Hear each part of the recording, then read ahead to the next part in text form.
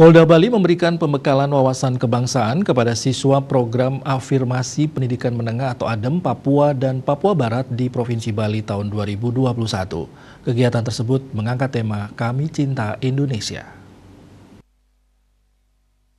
Wawasan kebangsaan dilaksanakan hari Senin 5 Juli 2021 bertempat di Hotel Kes Jimbaran, Jalan Mahendra Data, nomor 93 Padang Sambian, Denpasar Barat.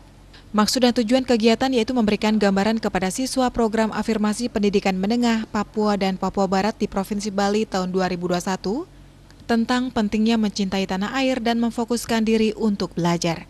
Harapannya masing-masing siswa bisa menggapai cita-cita yang diinginkan dan bisa membangun khususnya Papua dan Papua Barat beserta Indonesia secara umum agar bisa menjadi bangsa yang besar. Pemberi materi pada kegiatan tersebut diantaranya adalah Kasubdit 1 di Tintelkam Polda Bali AKBP Ninyoman Wismawati yang menyajikan materi berjudul Implementasi Rasa Cinta Tanah Air bagi Kaum Milenial. Kasubdit 4 di Tintelkam Polda Bali AKBP Endang Tripurwanto yang menyajikan materi berjudul Peran Kaum Milenial dalam Kehidupan Berbangsa dan Bernegara.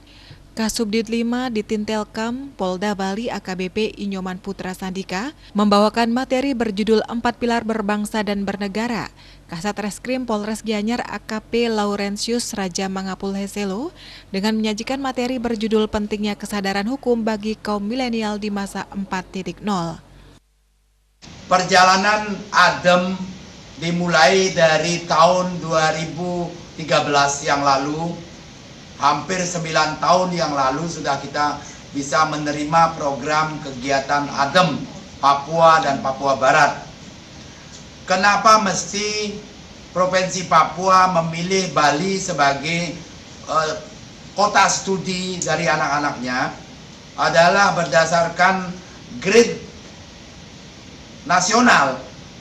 Bali dan Jawa ini kategori di atas rata-rata. Humas Polda Bali melaporkan.